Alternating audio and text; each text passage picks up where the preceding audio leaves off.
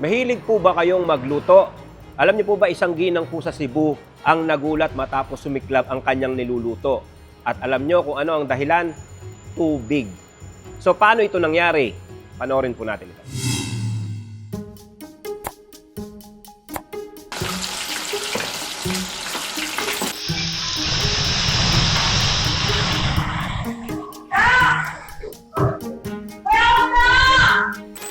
Kasama po natin ngayon ang isang kababayan natin na naka-experience mismo ng ganitong insidente.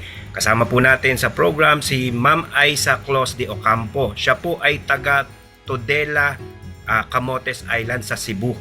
So Ma'am Aiza, pakikwento nga po, ano po ba yung nangyari sa pagkakataon na yon? Okay po.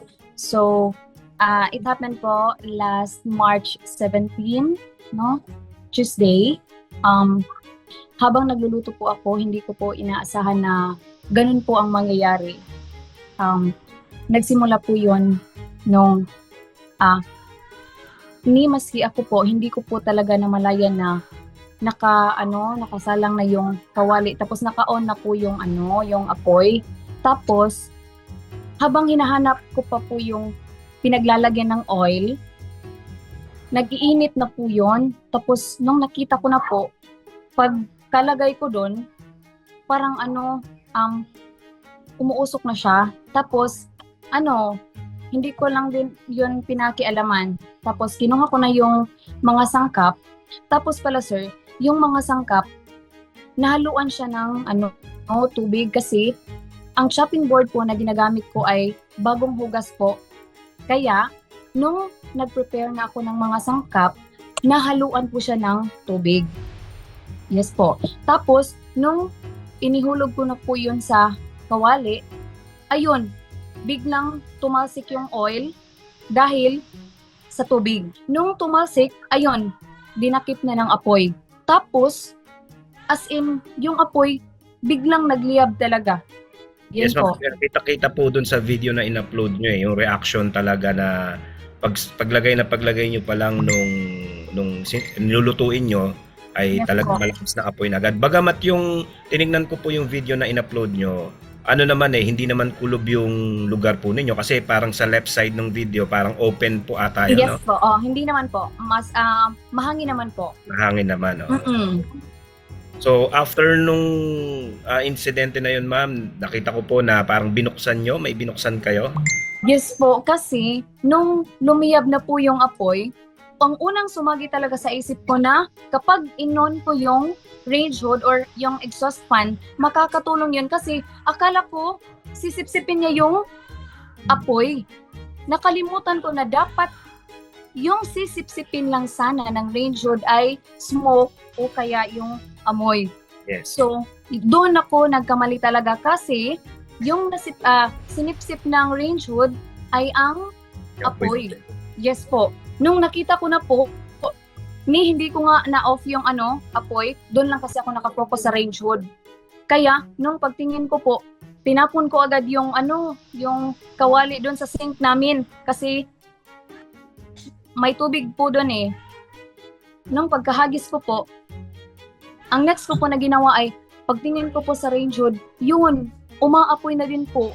So kaya po, hinampas ko na lang talaga para mapatay lang yung apoy. After po nun, ma'am, ang huling video po kasi na nakita ko, yun nga, yung doon sa may exhaust na ninyo, paghampas nyo, may bumagsak na yung parang filter Yes po, po. yung bumagsak yung po sir, yung glass na parang pang-cover lang dun sa sa mga buttons. After nun, ma'am, ano po ang kumbaga naging realization natin? As in, nung pagka-review namin ng CCTV, doon ko talaga na-realize na grabe, sobra ang dami ko talagang mali na practice sa kusina kasi hindi lang naman first time na nangyari yun na hinayaan kong umiinit yung kawali. Kaso lang, hindi talaga dumating sa punto na nagliliyab na ganun kalakas. Kaya parang lang, kumpiyansa, kumbaga, kampante. Oo. So, na-realize ko talaga na lalo na kapag sa kusina, kapag may apoy, tapos may kuryente, di ba yung mga appliances natin, no? Powered by electricity. no, kailangan talaga doble ingat. Kasi kahit gaano pa natin sasabihin no na na-train na tayo, but by the time na mangyayari ang ganong bagay, hindi na talaga natin ma-apply kung ano yung natutunan natin kasi natataranta na tayo. Ano po yung ma-advise nyo sa kanila bilang personal experience nyo pong nangyari ito? Dapat isa rin sa ating pagtuunan pansin ay yung safety habang tayo ay nagluluto. No? Kasi aanhin pa ang sarap ng niluluto kapag, ayun, nasusunog na yung bahay. At after po nun, ma'am, ano yung naging, kumbaga parang adjustment nyo doon sa way niya ng pagluluto? Alam niyo ba, sir, after nung nangyari, parang natatakot nga akong lumapit dun eh. Okay. Oo.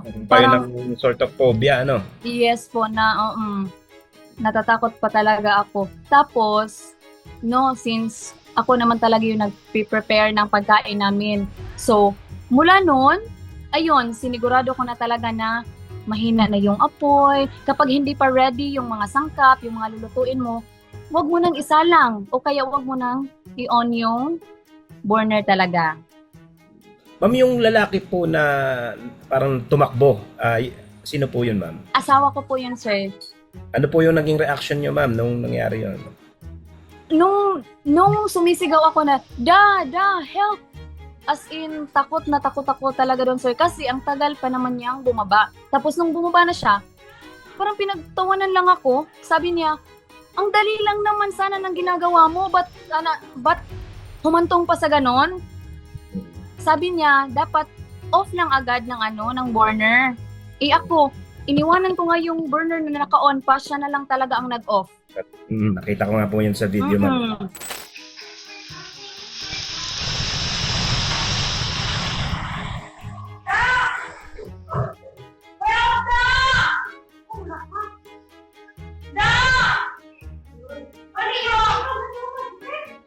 Actually, yung mga maituturo namin sa inyo, na-realize nyo na rin siya eh.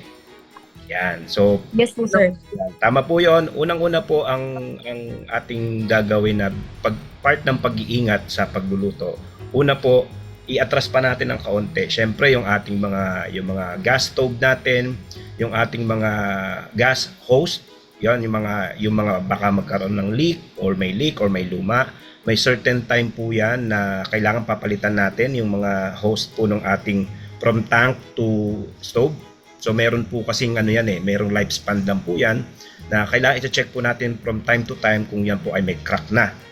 Once po yung ating mga hose ay may crack na, kahit wala pa po siyang leak, once na nagkaroon na po ng crack, time na po yon para palitan din po natin siya.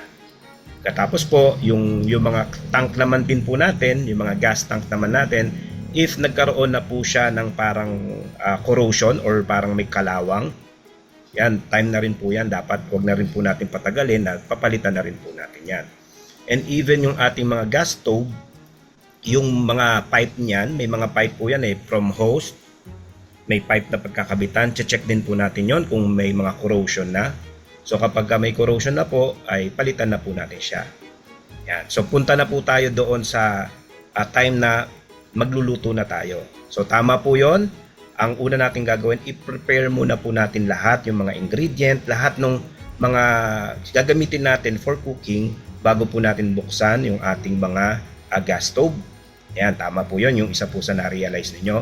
Tapos po, yung pong tama din po yon na hindi po natin bubuksan or wag nating i-overheat yung ating mga kawali or yung mga pan natin para po hindi po siya kasi pagka minsan naglagay ka pa ng mantika, yung fumes na overheated na mga oil, pagka tumitilamsik po yan, dun po nag-a-attract siya ng fire. Kasi yung tubig per se, hindi po siya nagliliyab. Alam naman po natin yon, hindi siya nagliliyab. Kaya lang yung reaction po nung oil doon sa overheated na yung reaction ng water doon sa overheated na oil, yung po yung naging cause para tumilamsik yung mga oil na which is combustible or nagiging fuel po yan para mag-apoy. So yun po, doon po sa video na ipinost po ninyo, yun po yung naging cause kung bakit nagliyab po yung inyong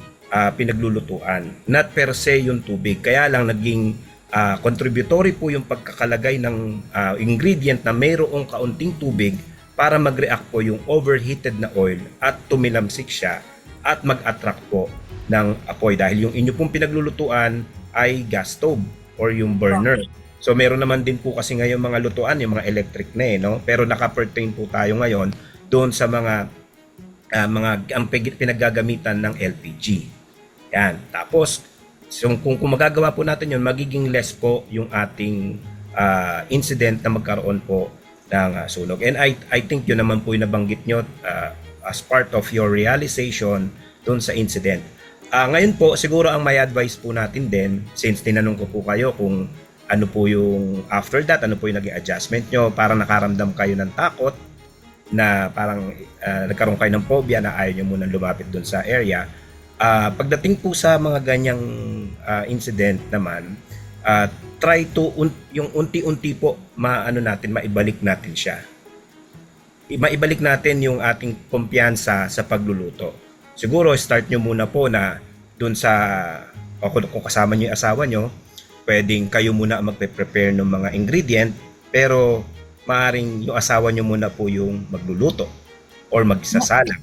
Ngayon po sir, medyo okay na po ako. Bumabalik na po ako sa pagluto. Kasi hilig ko po talaga magluto, sir. Yun, Kaya maganda. kailangan ko talagang i-overcome yung phobia ko last week.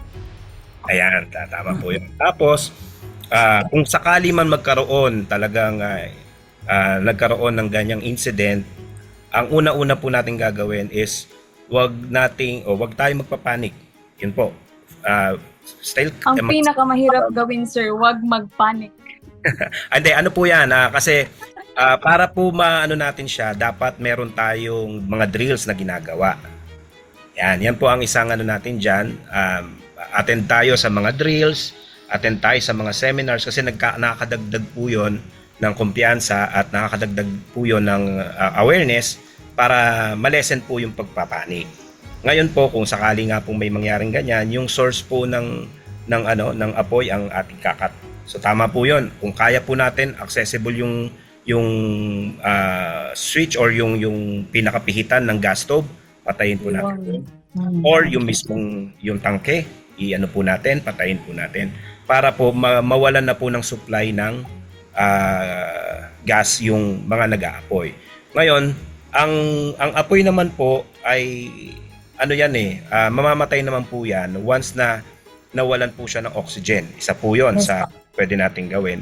Pwede tayong kumuha ng halimbawa po yung sa kawali, pwede tayong kumuha ng towel, basang towel, at saka po natin itataklob or yayakap para mawala ng oxygen yung apoy. Pero ang ingat lang din po tayo, syempre, since tayo po ay nanduro na sa pagkakataon na nag-aapoy na, tignan po natin yung safety natin. Unang-una pa rin yung safety natin kasi mas mahalaga pa rin po ang buhay compare po doon sa bagay. At ang isa po na pwede nating ngayon naman po ay accessible na rin po yung mga fire extinguisher. Yan, better po na meron din po tayo. Kahit meron naman po yun yung pinakamaliit na mga fire extinguisher. Actually, sir, meron po talaga kaming fire extinguisher pero hindi po siya para sa kusina, para po siya sa printing shop namin, which is nasa taas ng kusina namin. Kaya yun talaga yung kinakatakot ko. Kasi sa ibabaw ng kusina namin, doon yung shop namin. Tapos nandun yung mga tarpaulin machine, sublimation machine. Kaya mas delikado talaga. Opo, yan. Kaya po yung fire extinguisher na kulay red po yung tangke, pwede po tayong kahit yung maliit lang kasi meron po naman yan may mga maliliit lang para lang sa mga maliliit na sunog kasi ang sunog naman po napaka-seldom naman na nagsisimula sa malaki, laging maliit lang naman din po yan. Yes so, po, yes. Ano po natin na makapag-acquire tayo para in case na merong ganyan, at least may panlaban po agad tayo sa sunog. At next po, Ma'am Aisa, is magkaroon din po tayo ng mga hotline, mga emergency hotline para if in case na hindi natin kayanin on our capacity, ay tawag po agad tayo ng tulong para may dumating pong bumbero. Yes po, meron naman po. Tayo. Ayan, sige. Okay, yes po. Sige po. At bilang huli po, Ma'am Aisa, siguro ano po yung maibibigay ninyong paalaala din bilang kayo po ay nanay, kayo po ay mahilig magluto. Okay po. Sa lahat ng mga kagaya ko, mga nanay na mga nagluluto sa bahay, kailangan talaga na i-consider yung topmost, no, safety, topmost security sa lahat ng ating ginagawa, lalo na kapag sa kusina. Kailangan tansyado ang oras, no? Kailangan handa na lahat ng iluluto. Huwag magmadali, no? Dapat din focus. Yan, maraming salamat po Ma'am Aisa sa oras po ninyo and keep safe po palagi.